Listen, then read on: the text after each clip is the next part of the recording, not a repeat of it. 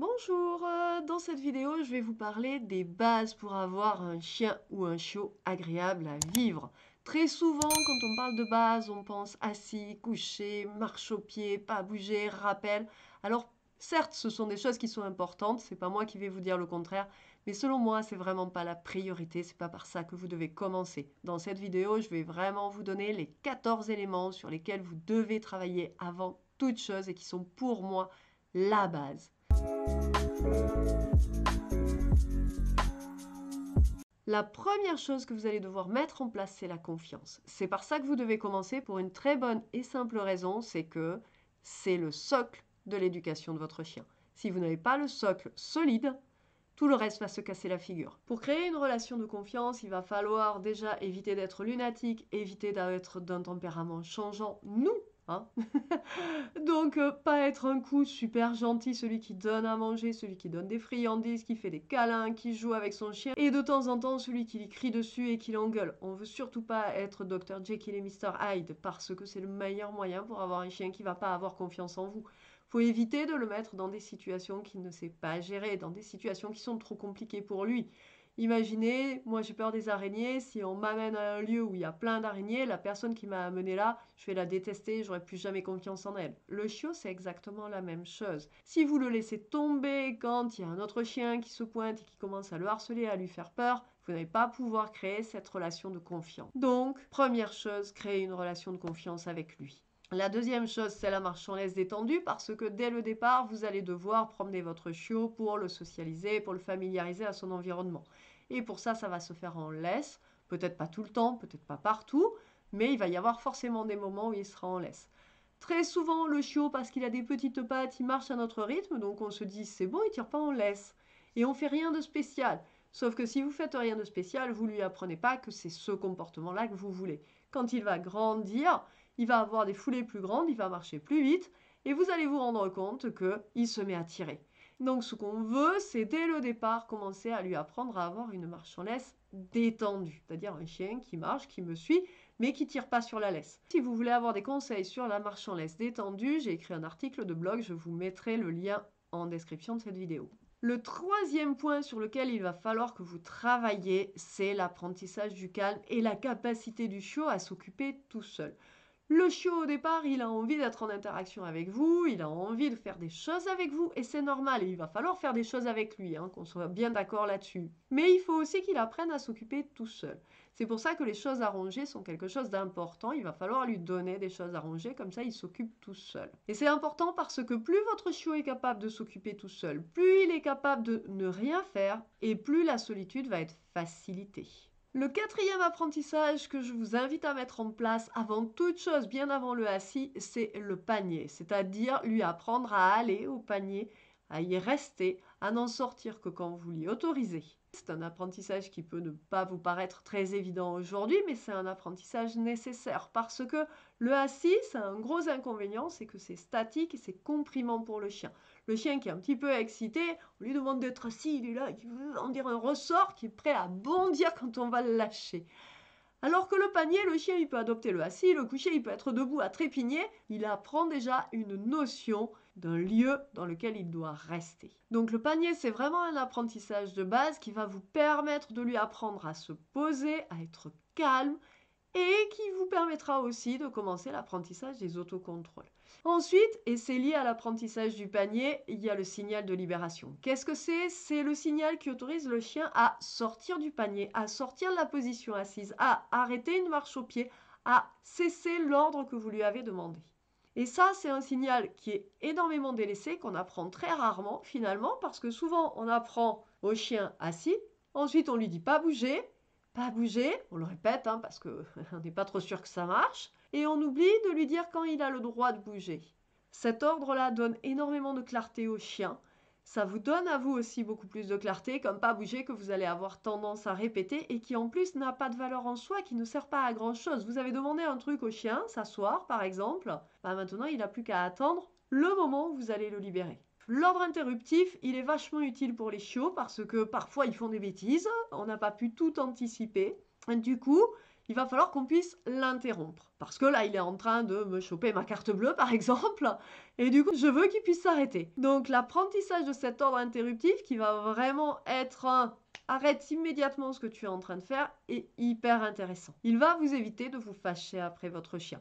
Si vous n'en avez pas, utilisez un jouet qui fait pouic, par exemple, on fait pouic pouic, et puis on part en jeu. Et comme ça, vous interrompez le chien quand il est en train de faire une bêtise. Le 7e ordre que je vous conseille de mettre en place, parmi les 14 qu'on va voir ensemble, c'est la demande d'attention polie. Alors, il y a énormément de chiots, quand ils veulent de l'attention, ils vous attrapent les mains, ils vous mordillent, ils vous attrapent le bas du pantalon et ils tirent dessus.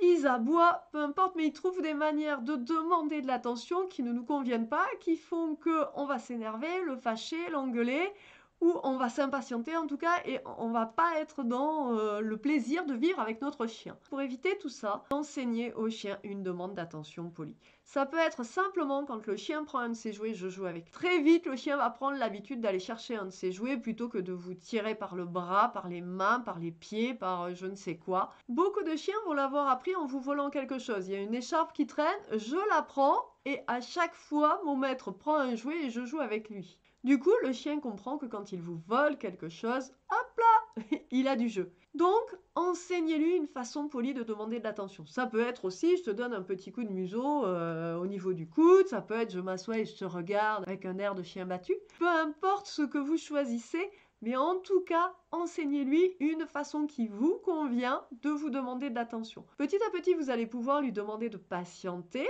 C'est l'objectif. Mais au début, c'est un chiot et les chiots sont impatients. Un autre ordre qui est important si vous voulez limiter les mordiments, c'est l'ordre de fin d'interaction. Qu'est-ce que c'est? C'est l'ordre qui indique au chien qu'on a fait un truc sympa ensemble, maintenant c'est fini. On arrête, c'est terminé. Voilà. Mais on n'est pas obligé, quand on arrête quelque chose avec son chien, de se fâcher et de l'engueuler et de lui dire « Ouais, mais j'en ai marre, maintenant ça suffit, tu vas t'occuper tout seul. » Vous voyez? Parce que ça, c'est souvent ce qu'on fait. Parce que le chiot, lui, il veut encore, c'est normal. C'est un peu comme un enfant que vous amenez au toboggan et puis qui ne veut pas en descendre. Au début, il veut encore. Et le chiot, c'est la même chose. Mais si vous lui apprenez un signal qui signifie « Maintenant, c'est fini, occupe-toi par toi-même », alors vous allez voir que petit à petit, c'est toujours pareil, il va falloir de la répétition, mais petit à petit, il va apprendre que quand vous utilisez ce mot, ça veut dire « Ok, il faut que je m'occupe par moi-même ». Pour faciliter cet apprentissage, ce que je vous conseille, c'est vraiment vous utilisez un mot, toujours le même bien sûr, pour l'enseigner, et en même temps vous lui donnez quelque chose à faire en autonomie. Ça peut être un pipolino, ça peut être quelque chose à ranger, peu importe, mais en tout cas on lui donne autre chose à faire, pour qu'il s'habitue à, quand j'entends ce mot-là, je dois m'occuper par moi-même. Et ce qu'il y a de génial avec cet ordre, c'est que s'il vient demander de l'attention de manière polie et que vous n'êtes pas disponible, vous pouvez l'utiliser, lui dire c'est fini, et il va aller s'occuper par lui-même. Et ça, c'est vraiment un outil qui va éviter le chiot harceleur qui est là et qui demande et qui sait jamais quand vous allez vous occuper de lui et quand vous n'allez pas vous occuper de lui. Ensuite, il y a un autre apprentissage que moi j'aime beaucoup enseigner à ce stade-là à un chiot, c'est le stop, c'est le fait de s'arrêter de marcher. Donc pas le arrête ce que tu es en train de faire, hein, celui-là on l'a déjà vu, mais le stop, tu marches et tu t'arrêtes. C'est utile déjà quand on marche en laisse avec son chien. Si je m'arrête et que je discute avec quelqu'un, j'aime bien que mon chien s'arrête aussi. Mais ça va être utile aussi s'il est lâché. C'est beaucoup plus facile pour un chien de s'arrêter de marcher que de faire demi-tour et de revenir vers vous. C'est-à-dire de faire vraiment un rappel. Parce que s'il y a quelque chose au loin qui l'attire, qui l'intéresse, qui l'interpelle, qui l'intrigue, peu importe, et que vous lui dites stop, il y a de grandes chances pour qu'il en soit capable émotionnellement, parce qu'il va continuer à observer le truc qui est devant, alors que si vous lui demandez de revenir, ça veut dire perdre de vue le truc qui est devant et qui l'intrigue. Et ça, c'est beaucoup plus compliqué. Donc le stop, c'est vraiment un bon apprentissage pour démarrer.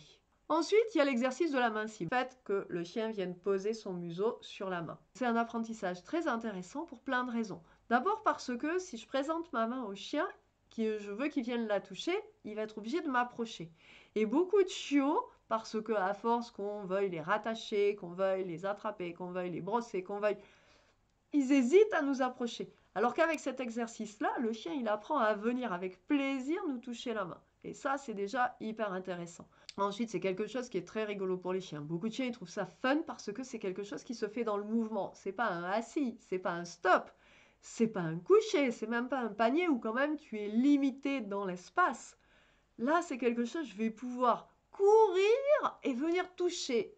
Et du coup, pour les chiens, c'est hyper rigolo. Donc c'est un super apprentissage et c'est un bon apprentissage pour vous. Vous allez, grâce à cet apprentissage, apprendre à vos chiens. Parce que vous allez pouvoir le faire progressivement. Au début, il va falloir que votre chien soit proche de votre main et puis petit à petit, il va pouvoir être plus loin. Et puis petit à petit, vous allez pouvoir lui demander éventuellement de rester posé là. Et puis vous allez pouvoir ajouter quelques distractions. Donc vous allez commencer avec un apprentissage sur lequel vous n'allez pas forcément vous mettre énormément de pression. Parce que quand on enseigne le stop, quand on enseigne le panier, on veut que le chien il y reste. Alors que cette main-là, on se dit, ouais, c'est sympa, c'est un truc rigolo à apprendre, mais on ne se met pas, nous, de pression. Et si on ne se met pas, nous, de pression, on n'en met pas sur le chien non plus. Et du coup, on le fait beaucoup plus dans la joie et dans le fun. Et votre chien va aimer ça. J'organise régulièrement sur mon groupe Facebook Un chien son problème, dont vous avez le lien en description de cette vidéo, des challenges. Un challenge, c'est une semaine durant laquelle tous les soirs je suis en direct et je vous donne des explications, puis je vous donne un exercice à faire. Et durant un de ces challenges, j'avais enseigné justement cet ordre-là. Et plusieurs personnes m'avaient dit, mais c'est génial cet ordre parce que maintenant j'arrive à recapter l'attention de mon chien. Je l'ai utilisé avec une voisine qui est venue à la maison, j'ai présenté la main, le chien est venu la toucher au lieu d'aller sauter sur la voisine alors que d'habitude il saute sur cette personne. Bref, c'est vraiment un ordre intéressant, un ordre d'interaction et un ordre d'attention. D'ailleurs, si vous voulez participer à des challenges, pensez à rejoindre ce groupe. C'est totalement gratuit, c'est sur Facebook. Et encore une fois, très régulièrement, j'y donne des challenges, j'y donne des directs tous les mercredis soirs, donc venez participer. Le 11e point que je vous invite vraiment à mettre en place avec un chien ou un chiot, c'est le fait qu'il vous surveille. En balade, moi, il y a un truc qui m'a toujours insupporté, c'est d'être obligé de surveiller le chien tout le temps. Et c'est souvent ce qu'on voit. C'est des maîtres, ils sont là, ouais, mon chien, il est là, et puis dès qu'il est un peu trop loin, on le rappelle, etc. Ils surveillent le chien tout le temps. Pour moi, c'est juste insupportable. J'ai envie de profiter de ma balade aussi. Je veux que mes chiens profitent, mais je veux aussi, moi, pouvoir profiter éventuellement du bruit des oiseaux, de pouvoir discuter avec la copine si je suis avec quelqu'un. Bref, j'ai envie de profiter de ma balade, donc pas d'être en permanence en train de surveiller mon chien. Une chose intéressante, c'est d'apprendre au chien à vous surveiller. Ça veut dire apprendre au chien à se tourner et à vous regarder. Il y a des chiens qui vont le faire très naturellement. Beaucoup de chiens de berger vont avoir cette tendance à s'éloigner, puis se tourner et vous regarder. Sauf qu'ils le font au début, et puis si vous faites rien, c'est toujours pareil, ils vont le perdre parce qu'ils ne savent pas que c'est quelque chose de bien, ils ne savent pas que c'est renforcé, ils ne savent pas que vous avez envie qu'ils le fassent, et du coup ils cessent de le faire. Ce que vous devez faire, c'est vraiment, quand il se tourne comme ça et qu'il vous regarde, pour vérifier que vous êtes bien là, lui dire oui, super, et éventuellement s'il s'approche, on lui donne une petite friandise. De cette manière-là, on apprend au chien à nous surveiller. Et quand on a un chien qui ne le fait pas du tout, naturellement, alors on peut en longe partir se balader, à un moment donné s'arrêter et attendre. Et si j'attends, très souvent, le chien, au bout d'un moment, il va commencer par fureter, bien sûr, il va profiter de la longueur de la longe, mais au bout d'un moment, il va commencer à trouver le temps long, lui aussi, et donc il va se tourner, vous regarder d'un air interrogatif. Et là, vous allez pouvoir lui dire « Oui, super !» et on récompense. Et si vous répétez ça plein de fois, vous allez vous rendre compte que votre chien, progressivement, il va se retourner de plus en plus souvent, puisque c'est récompensé. Enfin, il y a certains chiens qui, même si vous attendez, vont s'asseoir au bout de la longe et jamais ils vont vous jeter un coup d'œil. Pour cela, on verra tout à l'heure un ordre qui va vous servir. Mais avant ça, je voulais vous parler d'un autre apprentissage qui est le fait de rester dans la voiture. Rester dans la voiture, c'est une question de sécurité. C'est quand même hyper plus important que le assis, hein, croyez-moi. Hein. Le fait que quand j'ouvre le coffre, quand j'ouvre la portière, le chien soit capable de rester dans la voiture, même s'il y a un chat, même s'il y a son pote chien qui est déjà descendu, même si quoi qu'il y ait, c'est quand même hyper sécuritaire. C'est un super exercice d'autocontrôle qui va permettre en même temps de travailler votre ordre de libération. Donc c'est vraiment un apprentissage hyper intéressant. Ensuite, vous avez le signal d'attention. Le signal d'attention, c'est lui qui va vous aider si vous avez un chien qui ne se retourne jamais sur vous en balade et qui s'intéresse peu à vous finalement en promenade. C'est un bruit ou un mot, parce que ça peut tout à fait être un mot, qui va attirer son attention. On a parfois tendance à vouloir utiliser le nom du chien comme signal d'attention, mais le problème de ce nom, c'est que souvent il a été tellement utilisé que le chien n'y prête plus vraiment d'attention. Donc il est déjà abîmé d'une certaine manière. Peut-être que vous vous demandez comment l'apprendre à votre chien et pourtant je suis sûre que vous en avez déjà enseigné de ces signaux. Vous savez, quand on ouvre le placard à croquettes ou quand on prend la gamelle de notre chien, d'un coup il nous prête toute son attention, il était peut-être en train de faire quelque chose d'hyper intéressant, il jouait peut-être avec vos enfants, vous prenez la gamelle, vous commencez à verser les croquettes et ça y est, il est là, hein, il est à fond sur vous. Là, vous lui avez enseigné un signal d'attention. Alors évidemment, ce n'est pas celui qu'on a envie d'enseigner à nos chiens, mais n'empêche, ça en est un. Et c'est exactement la même chose que vous devez faire. C'est un signal, donc un bruit, qui a une conséquence hyper agréable pour votre chien. Je fais un son et derrière, il y a une conséquence hyper agréable. Et vous allez voir que petit à petit, votre chien, quand il va entendre ce son, il va vous donner de l'attention. La dernière chose que je vous invite vraiment à travailler avec vos chiots ou vos chiens, si vous venez d'adopter un chien, c'est le fait d'attraper le chien au collier ou au harnais. C'est un exercice qui va renforcer votre confiance. Rappelez-vous, on en a parlé au tout début, hein, d'instaurer cette relation de confiance. Et du coup, la boucle est bouclée. On aura fait le tour. On veut créer de la confiance et pour ça, il faut que le chien soit habitué à être pris au collier ou au harnais. Parfois, on le fait et on le fait même beaucoup plus qu'on ne le pense parce qu'à chaque fois qu'on veut attacher la laisse, finalement, on commence par attraper le collier.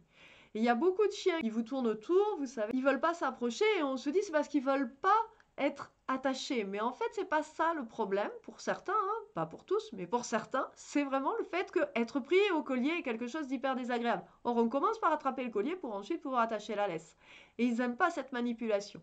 Donc, on apprend au chien à être attrapé au collier et à aimer ça, à trouver ça cool. J'attrape le collier, je te donne de la nourriture. Petit à petit, être attrapé au collier, le chien va vous regarder et vous dire « Ah, chouette, elle est où ma croquette ?»